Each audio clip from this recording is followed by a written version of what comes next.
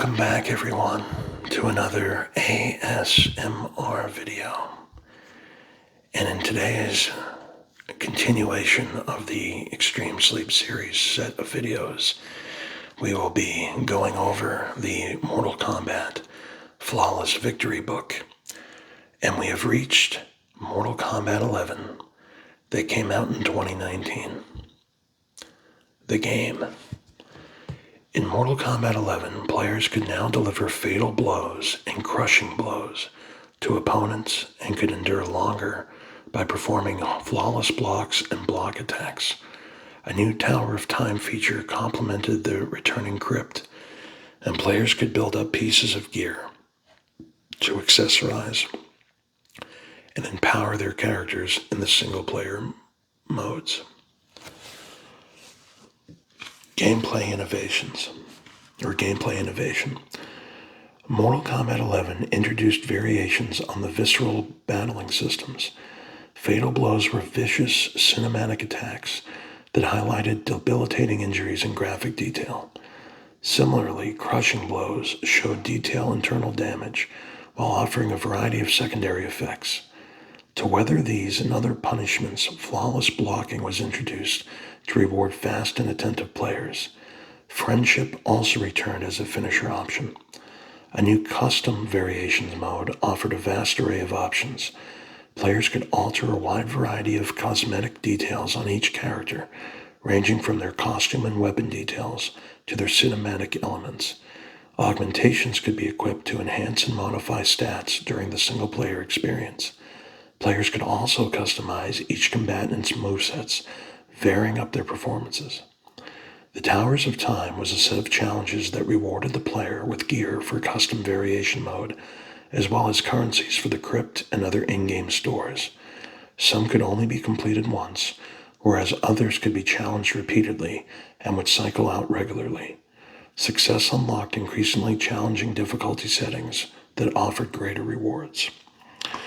Now here we have concept art of the new tournament stage, featuring various NetherRealm Studios memorabilia. Here we have Kronika's concept art, and here we have Cetrion and the Collector concept art. On this page we have concept art of Shang Tsung's courtyard. The story. Kronika, a titan and the keeper of time, birthed the elder gods Cetrion and Shinnok as pillars of light and dark in the universe, balance intentionally created. Raiden's efforts to permanently subdue Shinnok threw off this design balance across multiple timelines, so Kronika set out to rewrite time and erase the Thunder God in a mad endeavor to create stability. To that end, she melded the past with the present, unwound defeats and destruction, and built an army of supporters. She undid Earthrealm's costly assault on the Netherrealm and recruited the realm to her side. She restored the Cyber Lin Kuei. Kronika recruited the Shao Kahn of the past and his loyalists to defend the Hourglass as she set about her work. Many promises were made and temptations put forward to amass her forces. Kronika's agents decimated the Wuxi Academy to acquire Jinsei energy, invaded Shang Tsung's island to recover her crown, and distracted the champions of Earthrealm and Outworld with conflicts on multiple fronts. Her crown was critical, as it infused souls from the Well of Souls, giving it temporal energy. At the 11th hour, Raiden realized Kronika had been pitting him against Liu Kang across multiple timelines to ensure they never joined forces against her. Once this is revealed, Kronika appeared and kidnapped the younger virtuous Liu Kang. The present-day Revenant Liu Kang absorbed the soul of his younger self and confronted Raiden. The Thunder God gave himself fully to restore the hero, and the three merged into a new entity, Fire God Liu Kang. He led the combined armies of Earthrealm and Outworld in an assault on Kronika's keep. There, the newly arisen god and Titan fought as time dissolved to its very origin, and Liu Kang achieved the impossible, killing a Titan. He was then free to restore time as he sees fit. Before Liu Kang's work can begin in earnest, he's confronted by a restored Shang Tsung, who warned him that without Kronika's crown, attempting to restore time would be disastrous. Shang Tsung was sent back through time alongside Nightwolf and Fujin in a bid to recover the crown. In their journey through the recent events, Shang Tsung expertly played all sides to gain the crown and its power for himself. As he began to rewrite existence into the shape he desired using Kronika's hourglass, he was confronted by fire god Liu Kang, who knew the sorcerer could not be trusted. Shang Tsung was defeated, and Liu Kang claimed the crown, giving him the power needed to finally restore time and craft a new era. Stages. According to Thiago Gomes, art development director, in Mortal Kombat 11, our approach to environment art direction coalesced around a few core principles. We also focused on compositions and designs that bring elements as close to the fighters as possible, with very few long vistas, generally only partially seen or hinted at. Also, with the heavy story focus on the theme of time, we wanted to take that opportunity to see stages in ways we hadn't seen them before. Here's Shang Tsung's courtyard. Shang Tsung's courtyard is a perfect example of the passage of time being used to give players a fresh new take on an iconic classic. Typically seen in bright daylight with focused monks reacting to your combat, this version is decidedly less alive. Desiccated bodies sit unmoving, giving the player glimpses of faraway mountains as they move across the space. Shang Tsung's throne seems empty, and we wanted it to feel like it had been that way for years. Here we have concept art of Shang Tsung's courtyard as well. Kronika's Keep. Kronika's Keep was a very different beast altogether, Gomez explains. Depicting a place befitting of the Keeper of Time and her hourglass was a fun challenge. The space had to feel appropriately visually distant from anything we had done before, in motion. The background elements rotate, merge, and flow in neat, organized rhythms, like clockwork. So here we have concept art of Kronika's Keep and concept art of the Black Dragon Fight Club.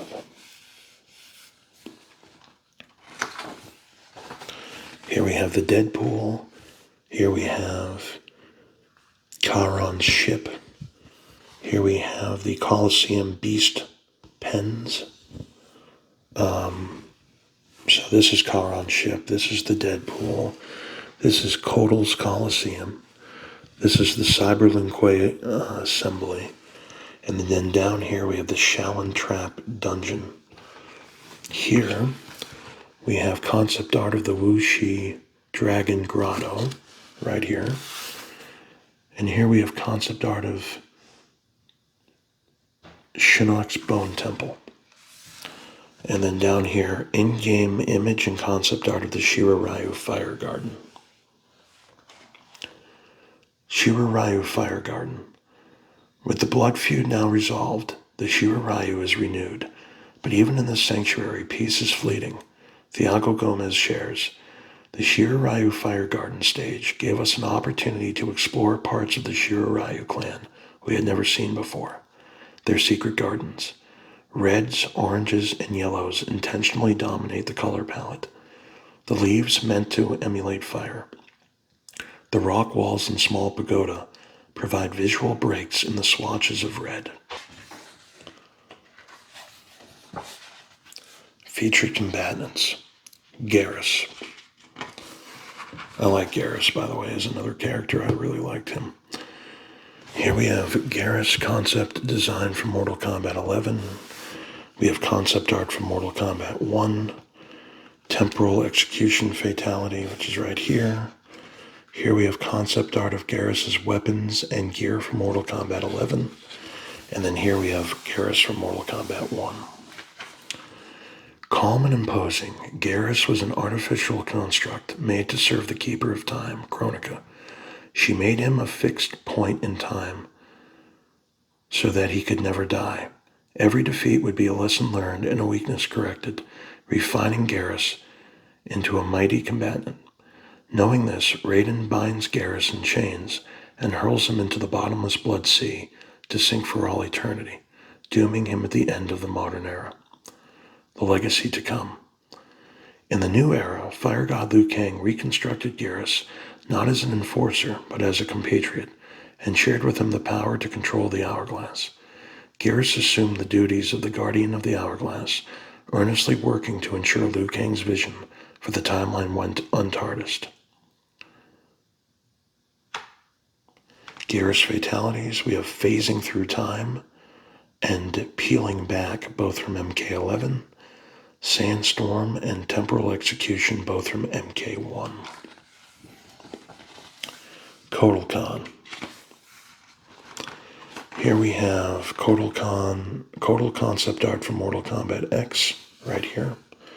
Here we have Kotal DLC concept art from Mortal Kombat X. And then here we have Kotal Khan from Mortal Kombat X. Born Kotal of the Oshtek, the man who would become Kotal Khan once served as a top general in Shao Kahn's armies. He found love with the warrior Jade, then heartbreak with her death. The Emperor eventually condemned Kotal to Shang Tsung's flesh pits, but he endured and escaped after the sorcerer's death. Kotal went on to serve Empress Melina for a time, but found her lacking as a ruler. He staged a coup d'etat and took the throne of Outworld. Now Kotal Khan, he sought to bring peace and stability to the realm, but never hesitated to use his full strength to defend his people. When Kronika merged the timelines, Shao Kahn was restored from the past and sought to reclaim his throne. The Khans clashed multiple times, both coming away from the many battles scarred and broken. Kotal was reunited with the time-displaced Jade. Now physically broken from his battles with Shao Kahn, he abdicated his authority to Outworld's new ruler, Kitana Khan. Here we have Kotal skins from Mortal Kombat X, Kotal concept art from Mortal Kombat 11, the scene from Kotal Khan's ending in Mortal Kombat X. Here we have Kotal concept art from Mortal Kombat 11, and then here we have cat food fatality from Mortal Kombat 11. So, Kotal Khan fatalities, Be Mine and Tight Squeeze from MKX, and Totem Sacrifice and Cat Food, both from MK11. Kano. Here we have the character portrait from Mortal Kombat 1, came out in 1992, that Mortal Kombat 1. And then Kano from Ultimate Mortal Kombat 3. And then early concept sketch of Kano by John Tobias right over here. Down here we have concept art from Mortal Kombat 3, Kano from Mortal Kombat Deadly Alliance, and a render from Mortal Kombat Shaolin Monks right here. Now here it says, it originally was KAO, a mercenary, thug, extortionist, thief. KAO Kao lives a life of crime and injustice. He is a devoted member of the Yakuza, or the Yakura, I don't know what that says. Kano was the self-serving, shameless, and merciless boss of the Black Dragon in the classic era. Every life taken, treasure plundered, and throat slit served the sole purpose of empowering his criminal organization and himself. Sonya Blade tracked him to Shang Tsung's island, where he was then coerced into entering the tournament and whisked onto the grander stage of Outworld. There, he changed allegiances as necessary to survive and accumulate power. Unlike so many others, he managed to keep his head above water and became a commanding general. Here we have Kano's ending in Mortal Kombat vs. DC Universe. Here we have Kano concept art from Mortal Kombat 2011. Here we have Kano concept art from Mortal Kombat X. Kano's ending from Mortal Kombat 2011. And Kano concept art from Mortal Kombat X. And render from Mortal Kombat 2011. In the modern era, Kano worked with the U.S. Special Forces against the Black Dragon for a time, but in reality he was a double agent loyal to the criminal syndicate. He served as an enforcer for Shang Tsung, quickly ascending to become an arms dealer to various Outworld forces. He successfully stole Shinnok's amulet and sold it to Melina. From there he became a double agent during the Outworld Civil War, poised to assassinate Kotal Khan when the time was right. After his assassination attempt failed, though, He fled among the Outworld refugees to Earthrealm, where Sonya Blade and Johnny Cage tracked him down. He was briefly brought to justice, only to be sprung from prison by a time-displaced version of himself. Then Kano in stereo unleashed all manner of torment until the younger was executed by Sonya, causing the present-day Kano to cease to exist. Kano's signature feature is the metal plate and cybernetic eye dominating the right side of his face. It remains his most constant feature. Here we have Kano concept art for Mortal Kombat 11. Here we have a final render of Kano for Mortal Kombat 1, which is right here. As a cameo fighter, Kano harkens back to his original look. Right here, we have concept sketches of Kano's Heartbreak Fatality for Mortal Kombat 2011. Here we have the Heartbreak Fatality for Mortal Kombat 2011. And below here we have concept art of Kano's face like a dropped pie fatality for Mortal Kombat 11. So Kano fatalities: Heart Rip from the original Mortal Kombat, Shaolin Monks in MK1, Deadly Roundhouse from the original MK, Eye Laser from MK3, Ultimate Mortal Kombat 3 and Trilogy, Skeleton Rip from MK3, Ultimate Mortal Kombat 3 and Trilogy, Organ Donor from Deadly Alliance, Knife Toss from MK vs. DCU, Flip Stomp from MK vs. DCU, Heartbreak and Eat Your Heart Out, both from MK 2011, Head Case and Knife to Meet You, both from MKX, and then Last Dance and Face Like a Drop Pie, both from MK11. Mortal Kombat Onslaught 2023. Okay, so this was the mobile game that I just could not get into at all. So let's read up on it. Let's see what it's all about here. Now here we have gameplay for Mortal Kombat Onslaught. Both of these are screenshots from the game itself. This RPG title sees the player gathering combatants from across the series and assembling them into teams of 4. Each combatant is classified as an assassin, warrior, sniper, or defender, and their classification dictates the tactical role they provide. Combatants can be enhanced through various challenge towers and pitted against other players online in real time. All of this is complemented with a robust storyline with episodic downloadable chapters. Iconic character effects. So many Mortal Kombat characters have a lasting, iconic visual appeal, often going back to the first game. Ed Boon shares how the team balances updating character designs while maintaining their recognizability. We have a very talented visual effects team.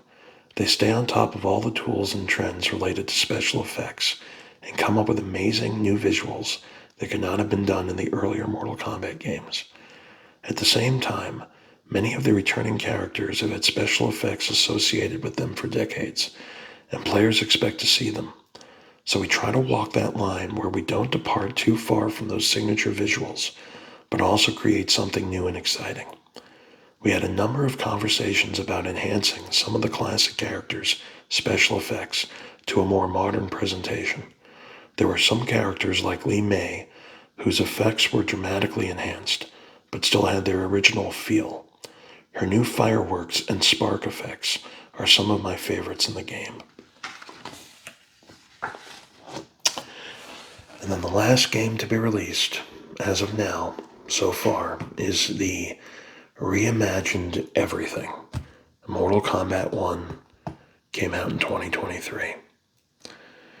Here we have Natara, Darius, Chameleon with a K, and Serena concept art for Mortal Kombat 1.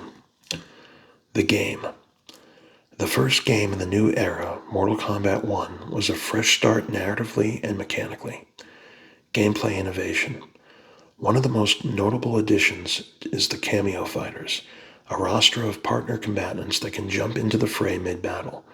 These can be summoned to assist, counter, and even finish opponents with fatal blows or fatalities.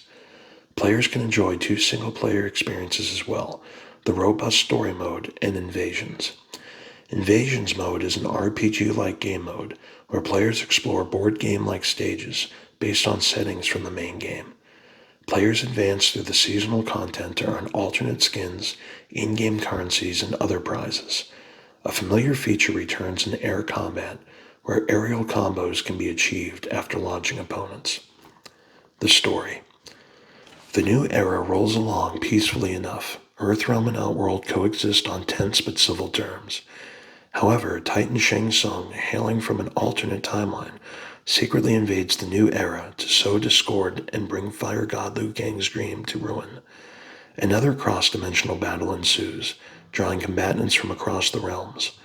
Whereas Mortal Kombat has always revolved around larger-than-life characters and fantastic powers, Mortal Kombat 1 makes a considerable effort to make the characters feel grounded and tangible. Ed Boon shares the design philosophy behind the game's characters and settings. Since Mortal Kombat 1 was the start of a new universe, we wanted things to begin pretty calm and quiet, nothing outrageous. It was all about starting from scratch, which meant opening with a small and simple presentation. This was the player's very first look at this new universe, and we wanted to have room to grow. Obviously, as the story evolved, it introduced more complicated concepts and characters, but we wanted to begin very grounded. This approach influenced our character designs, as we wanted to keep them simple to start. The new graphics engine allowed us to present these simple designs in a much more realistic way.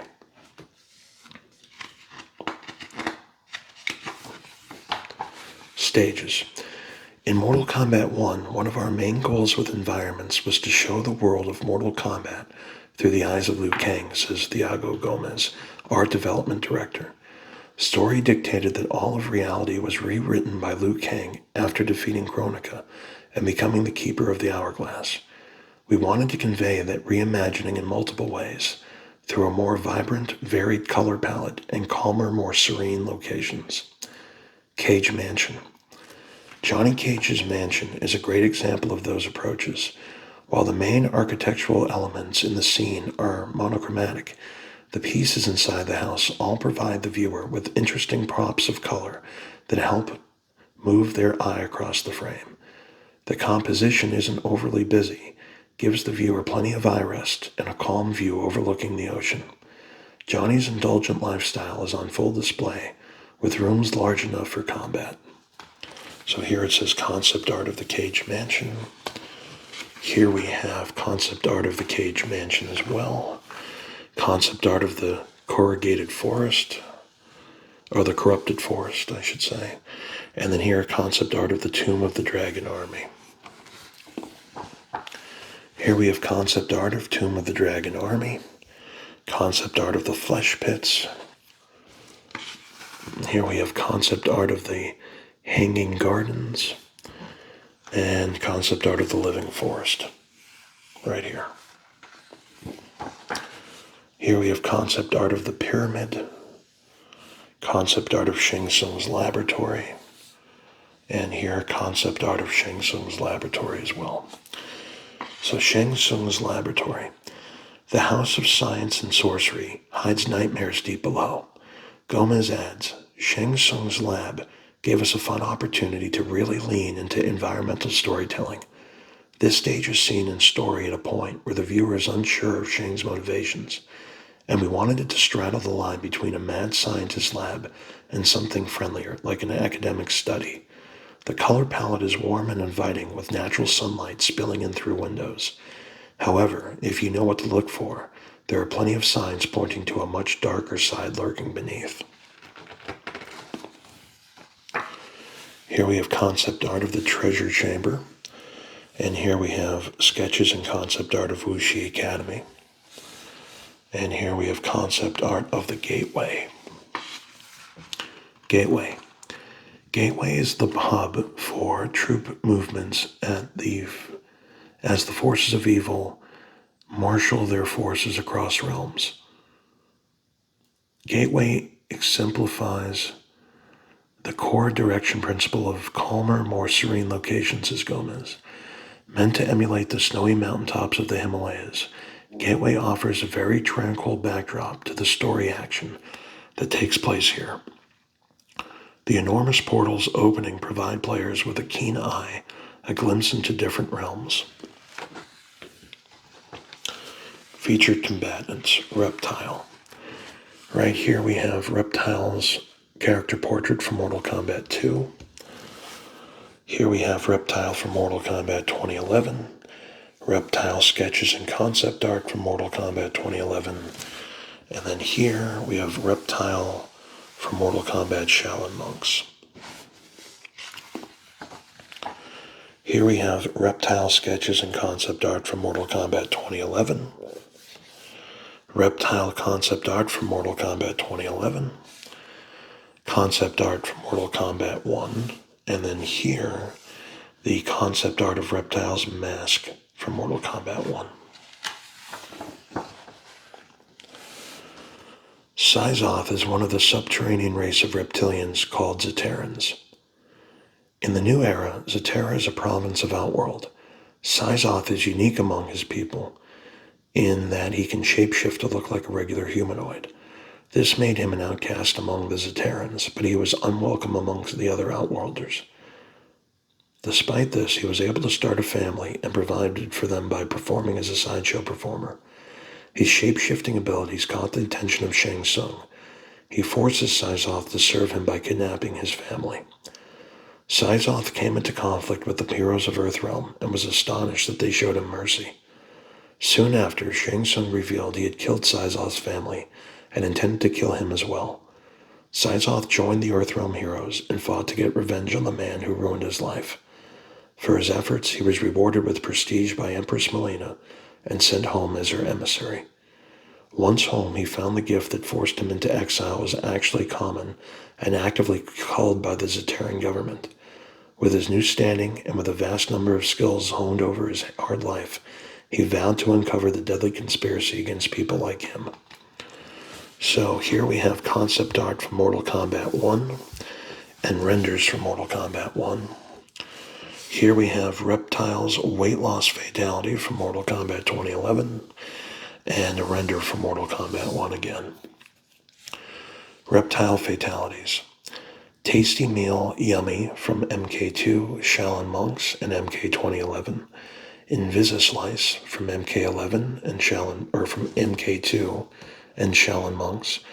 Acid Puke from Ultimate Mortal Kombat 3 and Mortal Kombat 4. Extra Meal from Ultimate Mortal Kombat 3 and Trilogy. Face Chew from Mortal Kombat 4 and Gold. Acidic Meal from Deadly Alliance. Claw Frenzy from Shaolin Monks. Acid Yak from Shaolin Monks and MK 2011. Weight Loss from MK 2011. Bad Breath and Acid Bath, both from MKX. Indigestion and Acid Reflux, both from MK1.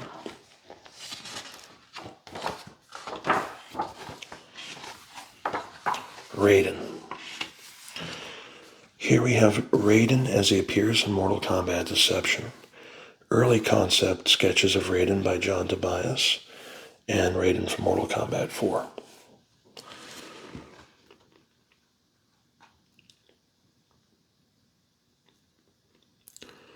Raiden is a mainstay of the Mortal Kombat series and a driving force throughout each timeline. His dedication to protecting Earthrealm forced him to face down gods and demons, relinquish his divine power, and even damn his own soul in the name of the greater good. His greatest triumph, failures, and sacrifices all stemmed from his sense of duty and commitment to humanity. His design typically revolves around his signature outfit. This is often accented with extra blue attire, matching his ever-glowing eyes. As Raiden went down a darker path, each time the white was replaced with black and the pure, noble blue with a menacing red. Here we have concept art from Mortal Kombat 11, render from Mortal Kombat Shaolin Monks, and a Raiden from Mortal Kombat Deadly Alliance. Here we have Raiden concept art from Mortal Kombat 2011. Right here, concept art from Mortal Kombat X. And then down here, Dark Raiden concept art from Mortal Kombat 11. Here we have Raiden concept art from Mortal Kombat 1 and Raiden from Mortal Kombat Onslaught. Over here we have Raiden concept art from Mortal Kombat 1 and here Raiden concept art from Mortal Kombat 1. So here on this fatality, it looks like it shows as he starts the move. Let's see what this says. As he starts the move, vulnerable electricity starts to swirl around his hands. And then, as his arm motions grow, the electricity forms into rings that circle around him. With one hand, Raiden calls down a bolt of lightning which passes through his body, and out the other hand, which fires the rings at the opponent. Raiden has always been a protector. In the ancient past of the Classic era, he was at the forefront of the divine warriors who assembled to stop the rogue elder god Shinnok. He stood guard over the earth as both its thunder god, going so far as to take mortal form so that he might participate in Shang Tsung's tournament. Time and again, across the many eras, Raiden devoted himself to safeguard Earth. He rallied the champions to defend her. He defied the complacency of the other gods. He defied the complacency of the other gods, and risked his own divinity in the fight against all-consuming evil. While most of his efforts ultimately brought the best outcome, his struggle to stave off Armageddon led to a clash with his greatest champion. As the world began to end, Raiden sent visions to himself in the past to warn him of the impending doom. At the 11th hour, he realized the meaning of the messages, that to save the world, Shao Kahn had to successfully invade Earthrealm. Liu Kang could not accept that course of action, and they dueled. In the end, Raiden's ploy worked, and Shao Kahn was destroyed by the Elder Gods for his folly, but Liu Kang died by Raiden's hand. As time went on, Raiden resumed his post protecting the Earth, primarily from the machinations of Shinnok, Quan Chi, and their revenant forces. Raiden fought his corrupted former allies to protect the Earth's Jinsei, ultimately having to use himself as a vessel to purify it of Shinnok's malevolent influence.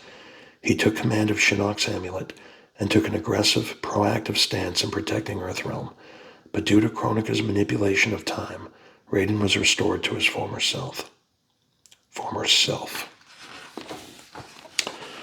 Raiden fatalities.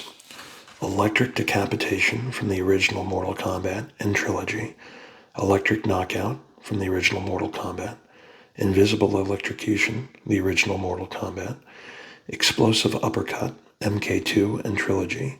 Electrocution 1, MK2, trilogy. Electrocution 2, MK4, Deadly Alliance and Tournament Edition. Electrocution 3, MK vs. DCU. Staff Shock, MK4. Godly Essence, Deception and Unchained. Lightning Strike, Deception and Unchained. Electric Slam, MK vs. DCU. Just a Scratch from MK 2011. Transplant from MK 2011. Bug Eyes from MKX. Conducting Rod from MKX. Alternating Current from MK11. Direct Current from MK11. The Storm's Rival and Ride the Lightning, both from MK1. Here we have concept art of Raiden's direct current fatality from Mortal Kombat 11. And on this page we have concept art from Mortal Kombat 1 and the final render from Mortal Kombat 1. Reunited with a Liu Kang from the past, they sought to stop Kronika's ambitions. During the many battles, Raiden realized she had been pitting him against Liu Kang repeatedly across timelines. Raiden vowed to break the cycle, and in his final act, merged his own essence with both Liu Kang and his revenant version to create a single divine entity, Fire God Liu Kang. In the new era, Raiden was reborn as a mortal as a reward from Fire God Liu Kang, giving him a chance at a life of peace and tranquility. Calm, disciplined, and honorable, he is Earthrealm's chosen champion, proving time and again that he is up to the task. As a mortal, Raiden gains his lightning powers from an enchanted amulet, and so his eyes remain clear and normal. Small touches like this clearly illustrate this new, down-to-earth incarnation of the former Thunder God.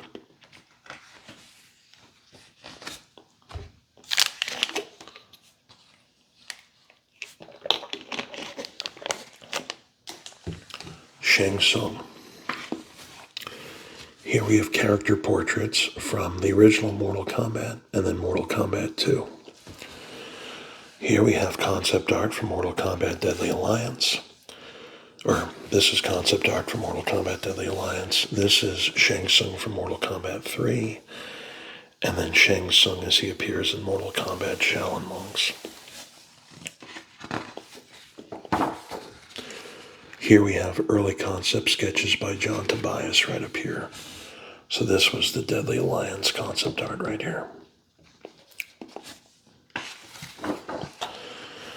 Here we have Shang Tsung as he appears in Mortal Kombat Armageddon. And then here we have Shang Tsung concept art from Mortal Kombat 2011.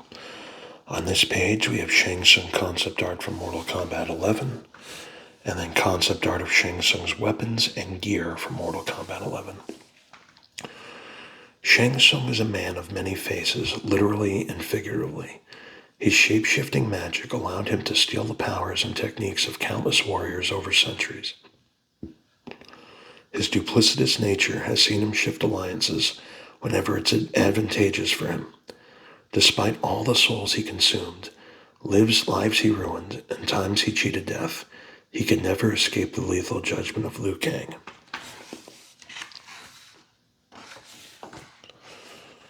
Here we have concept art of Shang Tsung from Mortal Kombat 1.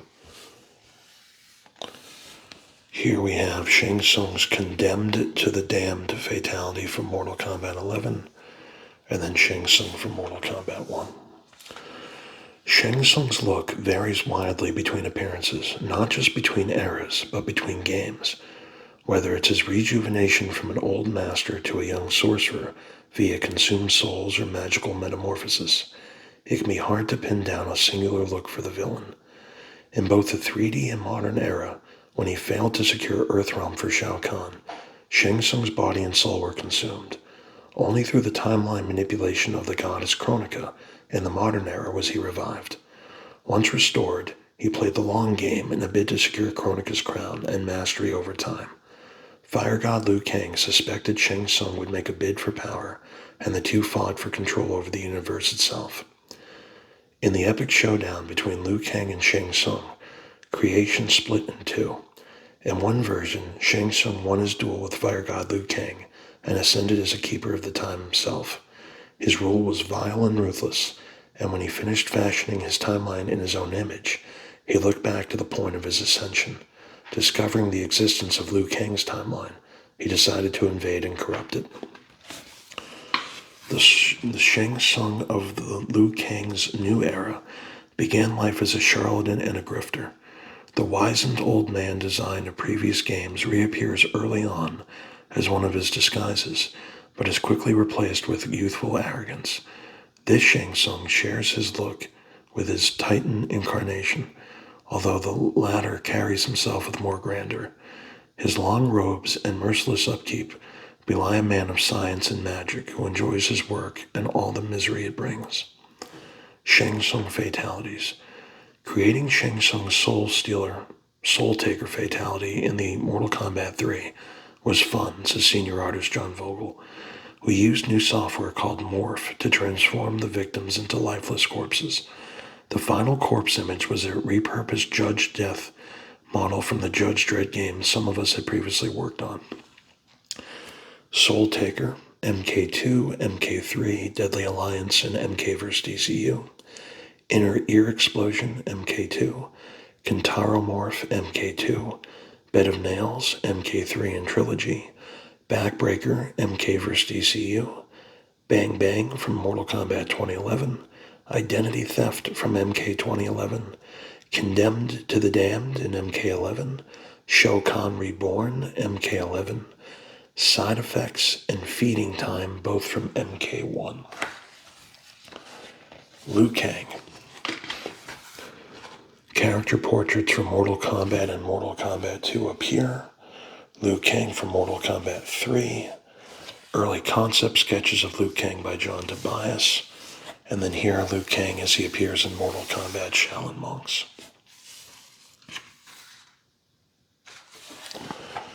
Here we have Liu Kang concept art from Mortal Kombat 2011. Liu Kang concept art from Mortal Kombat X. And then here we have Liu Kang concept art from Mortal Kombat 11. Liu Kang is, quite simply, the best of us. A premier student of the Wuxi Academy, he became Earthrealm's champion in the fight against Outworld and the Netherrealm. He defeated the celebrated Outworld warrior Goro, and foiled Shang Tsung's plans to conquer the Earth through mortal combat. Humble and resolute, he sought no praise or reward for his efforts. With each battle finished, he returned to his life as a Shaolin monk, training the next generation just as the monks had trained him. Even after humbling Shao Kahn and foiling the ambitions of Shinnok, he was content to return home. When offered the chance to live and rule alongside his beloved katana, he chose his obligations to Earthrealm first. Yet despite his best efforts, Earthrealm was doomed. When Raiden proposed the unthinkable in a bid to save it, that Shao Kahn must be allowed to invade, Raiden and Liu Kang came to blows, with Liu Kang tragically and accidentally killed by the Thunder God. Fate would see him resurrected as a revenant, and this twisted incarnation took over the Netherrealm. But through Raiden's intervention and an epic battle which resulted in the rebirth of the universe, Liu Kang was not only restored, but reborn as the God of Fire. His Bruce Lee-esque design is elegant in its simplicity. His signature headband didn't become a part of his look until his second appearance in Mortal Kombat 2, which also marked the recurring use of red in his design.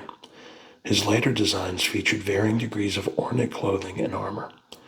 Liu Kang is many things now: God of Fire, Keeper of Time, Protector of Earthrealm, and the Architect of the New Era. Being very aware of the horrors and missteps of the past timelines, he strives to cultivate peace and tranquility, while having no delusions that he can craft a world without strife. His accent to godhood features callbacks to many of Raiden's aesthetics, showing the passing of the torch from patron god to ascending hero. The prominent white clothing and glowing tattoos and eyes show a man brimming with power and purity. So here we have concept art of Liu Kang's weapons from Mortal Kombat 11. Here we have Double Dragon Fatality from Mortal Kombat 1. Here we have render of Liu Kang from the Mortal Kombat 1 box art, right here. These two, we have concept art from Mortal Kombat 1 and a final render of Liu Kang from Mortal Kombat 1. Liu Kang Fatalities. Deadly Uppercut, MK Shaolin Monks versions. Dragon Bite / The Beast Within, MK2, MK4, MK 2011 versions. Arcade Drop, MK3, MK vs. DCU versions. Incinerate, MK3 and Trilogy. Fire Shot, MK4 and Gold. Focused Fireball, Deception and Unchained. Soul Invasion, Deception and Unchained. Fiery Head Clap, Shaolin Monks. Fire / Kick Combo, Shaolin Monks. Shaolin Sorcerer, Shaolin Soccer from Shaolin Monks. Arm Rip from Shaolin Monks. Bone Break Combo from Shaolin Monks. Giant Stomp from Shaolin Monks. Fire Combo from MK vs. DCU. Fist of Flame from MK 2011. Sore Throat from MKX. Splitter from MKX. Burnout and Belly of the Beast, both from MK11. Double Dragon and Spaghettification, both from MK1.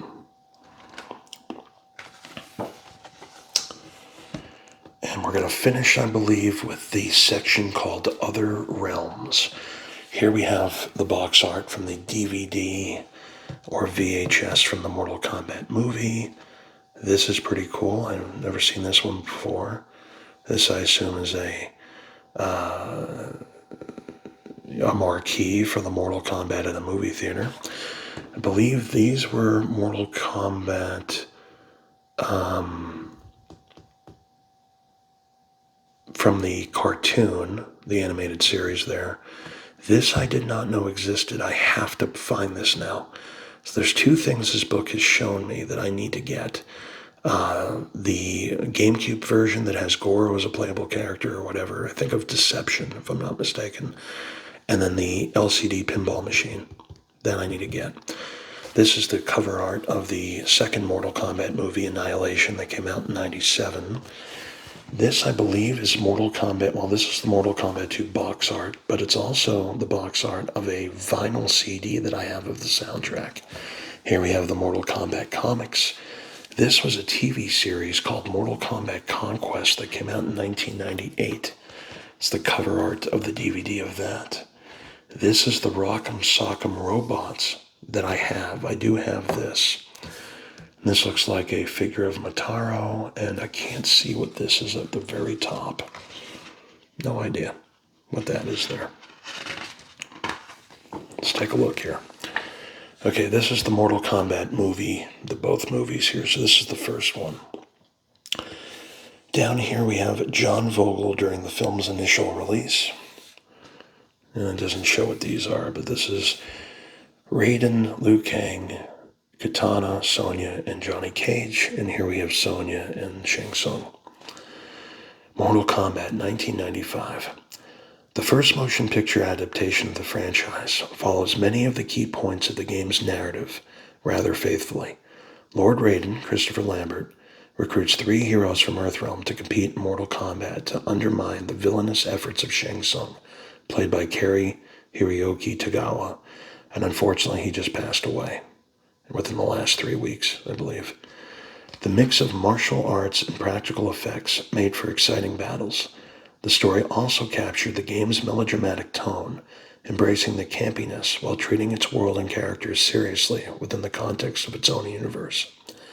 The film's producers made a choice to re-envision our characters to fit the production design of a live-action film, recalls co-creator of Mortal Kombat John Tobias. Early in the film's pre-production, there was radical deviation from the look of our game's iconic characters. Fortunately, that was reconsidered in favor of a more authentic interpretation of our game's marquee characters. The filmmakers used the collector's edition comic books that we sold through advertisements featured in the game's track mode sequences as a basis for the film. I wrote and illustrated the comics, which told the story of how and why our characters participated in a fighting tournament hosted by a mysterious sorcerer on a secret island. Because we were limited by the expositional story that we could tell in an arcade game, we relied on the implicit story that came from the archetypal themes of our original cast of characters. We used the comic books to unfold expositional story elements that we couldn't convey in the game. Those stories really set the foundations that the franchise was built upon, including the fiction featured in the 1995 film. Now this is the second movie, Annihilation. So here we have Ermac, I believe, Sindel, Rain, and Shiva. And down here, Liu Kang and Kitana again. Mortal Kombat Annihilation was a direct sequel to 1995's Mortal Kombat that vastly expanded the scope and cast. The 1997 film took elements from the stories of Mortal Kombat 2, Mortal Kombat 3, and Mortal Kombat 4. In the movie's story, Liu Kang takes a spiritual journey to increase his power, while Raiden puts his divinity on the line to protect the mortals he's come to care for and respect so dearly. And then the reboot here, Mortal Kombat 2021. Here we have Kung Lao and Liu Kang, and then Sub-Zero here. This film marks a fresh start for the cinematic version of Mortal Kombat. It takes many of its cues from the original game, with Earthrealm on the cusp of losing this string of tournaments and falling into Shao Kahn's hands. The story revolves around new combatant Cole Young, a descendant of Hanzo Hasashi, Hanzo's baby daughter, who barely escaped the clan's slaughter at the hands of Bi-Han and the Lin Kuei, and through this lineage, Cole inherits the Dragon Mark, his Arcana. The Arcana can grant its bearer mystic powers and can only be obtained through blood, inherited or through fatal mortal combat. Cole is thrust into the war between realms alongside Jax, Sonya, and Kano, and must survive Shang Tsung's underhanded attempts to neutralize Earthrealm's chances of competing in the next tournament. Mortal Kombat Live Tour from 1995 to 1996. The 1990s ushered in an era of experimentation. Mortal Kombat had become a household name and was beloved by many. To capitalize on the hype, a live-action musical stunt and dance show was built around the franchise. Actors dressed as the iconic combatants and acted out their pre-recorded lines in pantomime. They danced and fought, sometimes taking direction from the live crowd. The combat was choreographed by the legendary Kari Hiroki Tagawa, who played Shang Tsung in the 1995 film Mortal Kombat, and later reprised the role as voice actor and facial model in Mortal Kombat 11.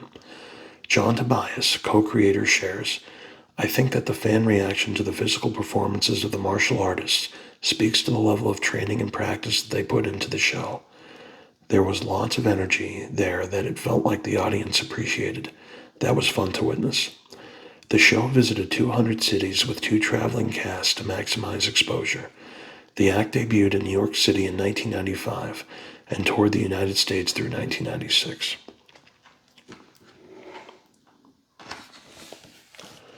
Midway Comics from 1992 to 2008. And here it shows work in progress art of the first comic cover by John Tobias. Beginning in 1992, Midway published a limited run of comic books created to give insight into the backstories behind the characters and world of the Mortal Kombat series. These comics saw extremely limited releases, some limited to mail-in orders and pre-order bonuses. 5 titles were released, 4 tied to the main narrative, and a 5th to the DC Comics crossover. Mortal Kombat Collector's Edition. The comic tells the story of Shang Tsung's initial defeat and return to oversee Outworld's 500 years of dominance in Mortal Kombat. It then tells the story of how each of the playable combatants came to join the tournament. Here we have Mortal Kombat 2 Collector's Edition, right here. The story picks up immediately from the end of Mortal Kombat and deals with the aftermath while diving into the politics of Outworld. Shao Kahn assembles his minions to invade Earthrealm, casting down the gauntlet to incite the battles in the next game. Here we have Mortal Kombat 4 Limited Edition. Queen Sindel's attempts to rebuild Edenia are foiled by Quan Chi and Shinnok's invasion. The heroes of Earthrealm are brought together by failed advance attacks. Together they march on Outworld to confront the new enemy. And then here we have Mortal Kombat Deception Limited Edition. Onaga observes the various combatants of the realms and prepares for the battle to come. The comic was supplemented with guest art pieces. Malibu Comics. Starting in the late 1994, Malibu Comics released a set of comic book miniseries inspired by Mortal Kombat. These had creative liberty to go in their own direction and eschew the established canon. So Blood and Thunder, a limited series that begins with an alternative retelling of the events of Mortal Kombat, then diverges into a tale of the Tao Tizan, a tome of immeasurable power. Shang Tsung and the many combatants battle to possess it while solving the riddles that unlock its power. The story is later completed in the standalone issue, Mortal Kombat Tournament Edition. The art team renders the story with bold theatrical poses and large detailed presentations of the characters. Here we have Goro, Prince of Pain. This 3-issue miniseries was a companion piece to Blood and Thunder. The central narrative revolved around Goro contending with the Chaos God Zagat and his champion combatant, an amalgamation of many other warriors. The art team leaned into the surreal nature of the story with vibrant colors and larger-than-life characterization. U.S. Special Forces. This 2-part series followed Sonya Blade, Jax Briggs, and their fellow superpowered U.S. Special Forces operatives in their efforts to stop Rojak and the Black Dragon from harnessing the power of the Katai, an ancient and powerful relic. The art team balanced the use of heavy inks and shadows for the moodier settings while embracing brighter palettes for the bombastic action sequences. And then Battle Wave. This limited series followed the events of Mortal Kombat Tournament Edition, which resolved the stories of Blood and Thunder and Goro, Prince of Pain. Shao Kahn organized a new bid to conquer Earth by marrying Sonya Blade, while Goro sought revenge for his previous defeat. Their efforts wound up leading the heroes of Earth back to Outworld to deal with the villain, prompting Shao Kahn to hold another Mortal Kombat tournament. The many contributing artists bring a dynamic, almost operatic feel to each and every confrontation. The story was resolved in Mortal Kombat Tournament Edition 2. Raiden and Kano. Set during the events of Battle Wave, Raiden recruits Kano in the hopes that his dark heart can awaken the power of the Ebon Rule sword and then use it to eliminate Shao Kahn. Instead, Kano gives the blade over to the Conqueror in exchange for godly power. The art team bring in swirls of color and sharply contrasting elements to bring to life the titanic battles of the miniseries. Baraka. In this standalone adventure, Baraka and Noob Saibot must protect a child of prophecy from Scorpion and his undead army. Baraka manages to destroy the artifact Scorpion uses to command the undead, eliminating his army. The art team brings the battle to life in vivid color while bringing somber shades to Baraka's solitude. Kung Lao, Rising Sun. Set during the events of Battle Wave, Kung Lao is beset by the treachery of a rejuvenated Shang Tsung. The sorcerer ultimately takes on the form of Kung Lao's predecessor and namesake, forcing the Shaolin warrior to confront his insecurities in the most visceral ways. The art team sows mystery with each of Shang Tsung's transformations, while setting an eerie otherworldliness with the color palette. Katana and Mileena, Sister Act. This standalone adventure tells of Katana discovering the records of her true father, King Jared, and how he fell to Shao Kahn in the Lin Kuei. Shao Kahn reveals further to Katana that Mileena is not her sister but her clone. The rich and grounded art brings a somber, grounded feel to this twisted story of familial devotion. Mortal Kombat X. Mortal Kombat X also spawned a comic book series chronicling much of the backstories to the game's narrative. The stories were initially released digitally per chapter, then collected in printed comics and later trade paperbacks. The series was broken into 3 books: Blood Ties, Blood Gods, and Blood Island. One story arc followed Scorpion and Takeda's adventures. Another focused on Johnny, Sonya, and their daughter Cassie. Their struggles crossed into Kolo Khan's struggle to maintain control of Outworld. Finally, the series focused on Sub-Zero confronting the machinations of the Cyber Lin Kuei. On the small screen, Mortal Kombat's multimedia presence expanded beyond the arcade, home consoles, and silver screen. The franchise has enjoyed a long tenure on television with various live-action and animated series as well. Mortal Kombat: The Journey Begins. Mortal Kombat: The Journey Begins was an animated film released in the same year as the 1995 live-action film. It was released straight to VHS and Laserdisc. The film is an alternate interpretation of the origin story that brings in elements from later games, such as the Tarkatans in service to Shang Tsung. Liu Kang, Johnny Cage, and Sonya Blade are each drawn to Shang Tsung's island for the tournament and band together to survive their trip to and across the island.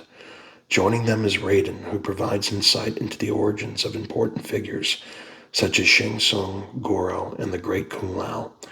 The film primarily featured traditionally drawn characters on CGI background, with the occasional switch into fully 3D fight scenes. Mortal Kombat Conquest. Mortal Kombat Conquest was a live-action TV series that aired from October 1998 to May 1999. Set 500 years before the events of the first live-action film, it followed the Great Kung Lao as he and his comrades defended Earthrealm against the plots and schemes of Shang Tsung, Quan Chi, and Shao Kahn. Mortal Kombat Defenders of the Realm. Mortal Kombat Defenders of the Realm was a Saturday morning cartoon series. It ran for 13 episodes, debuting in December 1996. Though it took direct inspiration from the live-action film from the year before, it greatly reduced the violence for the sake of the younger audience. Raiden assembled a team of warriors to protect Earthrealm. Together they stood against Shao Kahn, who menaced Earthrealm by opening portals from other realms, allowing all manner of villainy to assault the world. This animated series featured several well-known actors: Clancy Brown as Raiden, Olivia d'Abo as Sonya Blade, Dorian Harewood as Jax, Ron Perlman as Curtis Stryker, Luke Perry as Sub-Zero, Cree Summer as Princess Katana, Todd Thawley as Nightwolf, and Brian Tochi as Liu Kang. Mortal Kombat Legacy. Mortal Kombat Legacy was a web series from April 2011 to 2013. Inspired by director Kevin Teccarion's film Mortal Kombat Rebirth, the series took a new and significantly more grounded approach to the series mythos. Mortal Kombat Legends, Scorpion's Revenge. Mortal Kombat Legends, Scorpion's Revenge 2020 was the first of 4 animated features. It's a loose retelling of the original Mortal Kombat story, with heavy emphasis placed on Scorpion and his origin, giving him a more prominent role in the fateful tournament. Mortal Kombat has never shied away from telling stories in other formats outside of the games. When asked about his favorite, Ed Boon notes, "There certainly have been some great non-game iterations of Mortal Kombat. If I had to pick one, I would say Mortal Kombat Legends Scorpion's Revenge. That animated film really captured the essence of Mortal Kombat and had a great serious tone. The writing was great, the voice acting was fantastic, and it did a fantastic job with its visual style and the presentation of the X-ray moves. Great stuff all around." Battle for the Realms. In Battle for the Realms, released in 2021, Shao Kahn petitions the Elder Gods for a final Mortal Kombat to decide the fate of the realms, with Liu Kang going on to save Earthrealm by defeating Shinnok. Snowblind. Snowblind taps into the greater multiverse introduced with Mortal Kombat 11. Released in 2022, it begins in an Earthrealm ravaged by Revenant attacks. Kano rules the ruins as head of the Black Dragon's crime syndicate, warring with Shang Tsung for control of the Ashes. Kenshi, Sub-Zero, and Scorpion fight to overthrow the oppressors and liberate the world. Cage Match. Cage Match, released in 2023, follows an alternate take on Johnny Cage in the early days of his career. He blunders his way into a plot by the Brotherhood of Shadow to unleash Shinnok upon Earthrealm. Johnny must become a true action hero to save the realm with the help of unlikely allies. Merchandise. The wild success of the Mortal Kombat franchise exploded into a vast number of markets. This is but a sampling of the tributes and tie-ins to the series. Mortal Kombat, the album, was a tie-in music CD with tracks composed by the Immortals. It contained a techno track for each of the characters and 2 original tracks, one of which was later used for the Sega CD version of the game. Mortal Kombat Music featured tracks from the arcade versions of Mortal Kombat 3 and Mortal Kombat 4. There were hundreds of collectible cards. These featured original artwork, screenshots, comic book panels, and iconic moments throughout the series. Hasbro released a limited run of 12-inch action figures. Johnny Cage, Raiden, and Scorpion came with a variety of weapons and real cloth apparel. Hasbro produced multiple lines of 3.75-inch action figures. These showcased a large portion of the early 90s combatants and came with weapons and unique card backings. Infinite Concepts released 8.5-inch figures in 2000. These highly stylized sculpts are rare and sought after in the collector's market. A limited run of figurines was released by Midway in 2000. These featured Sonya Blade, Raiden, Sub-Zero, and Goro in dynamic poses. There were 2 sets of 12-inch action figures produced by Toy Island. Series 1 featured Liu Kang, Cyrax, Jade, and Scorpion. Series 2 added Katana, Johnny Cage, Sub-Zero, and Sector.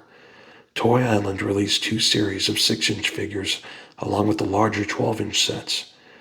Series 1 featured Johnny Cage, Liu Kang, Raiden, Scorpion, Sonya, and Sub-Zero. Series 2 added Cyrax, Jade, Jax, and Shao Kahn, while reissuing Raiden, Scorpion, and Sub-Zero. As part of the Toy Island line, a selection of vehicles were produced. Each came with a unique action figure, and most came with some form of spring-power projectile weapon. Jax's Jeep could be driven via remote control. 10,000 limited print commemorative coins were minted as part of a pre-order campaign with GameStop. Fans could pre-purchase Mortal Kombat Deadly Alliance and receive one of 3 styles of coins, which featured the logo on one side and a depiction of Sub-Zero, Scorpion, or Quan Chi and Shang Tsung on the other. Well, that's good to know, because I have one of these, I just don't know which, so I have to try to collect the other 2. And again, I have to try to get this pinball machine. I'm going to try to find this thermos and lunch pail. That'd be cool if I could find that. This is a really cool Goro statue.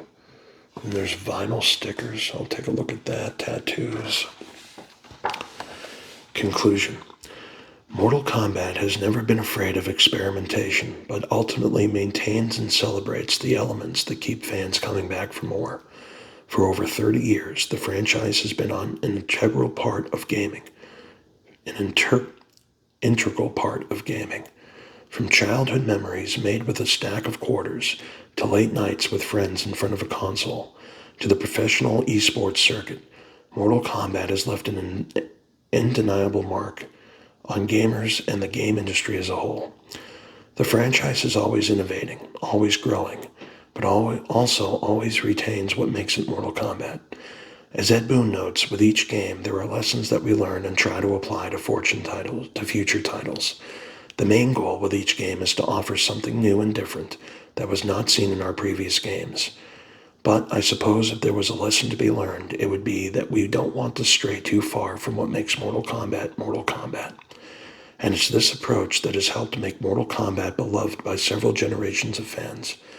So for everyone who's ever grabbed a joystick and chosen their fighter, for everyone who hears exactly the same thing in their head when someone says, "Get over here," for everyone who's ever winced or cheered at a gruesome fatality, and for everyone who's followed the epic storytelling of Earthrealm's champions and beyond through games, movies, comics, and more, Mortal Kombat stands as a core component of their gaming experience, and there's still more to come.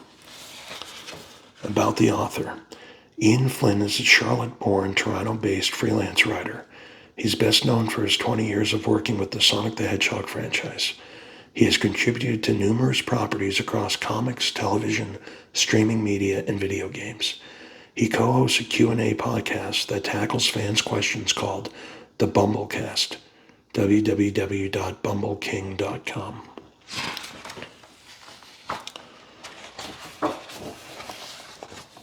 Okay. Get over here and delve behind the scenes of one of the most storied and gleefully gruesome franchises in fighting game history. Mortal Kombat Flawless Victory takes readers on a journey through the visual history of the iconic, over-the-top fighting game that was first introduced to the world in 1992. Go beyond the game with exclusive interviews, stunning concept sketches, beautiful illustrations, and more.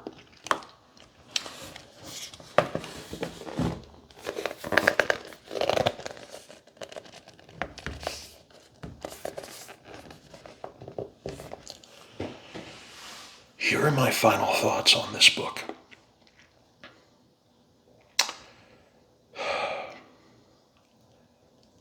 I would have liked them to, in each game, show like the character select screen for each game.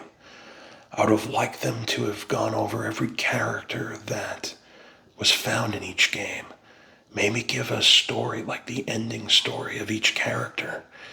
There were a lot of pages that were wasted with just concept sketches that, whoopity-doo, like I don't need to see 50 concept art sketches of a stage.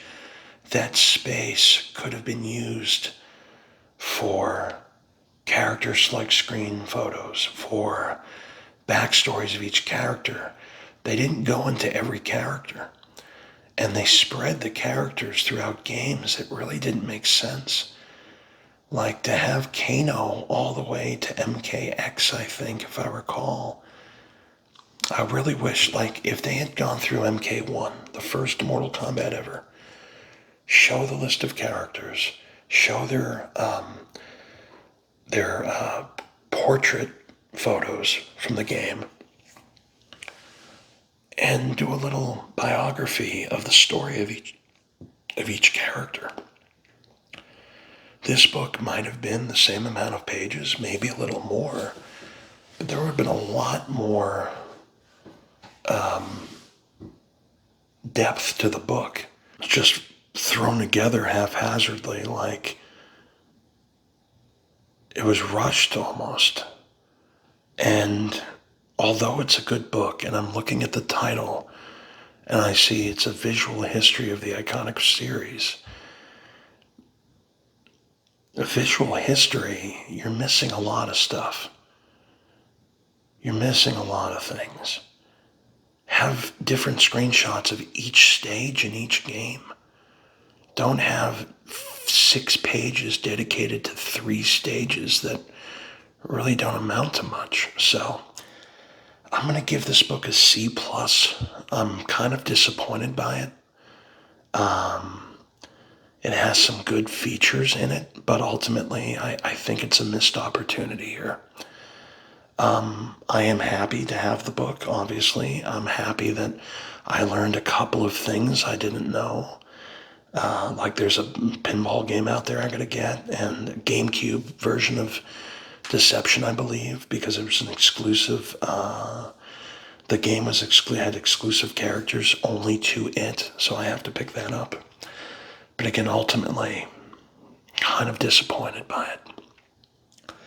I appreciate all of you watching this series, going through the journey with me. There's more to come for this channel, so stay tuned. I appreciate all of you watching. I'll see you next time. Bye.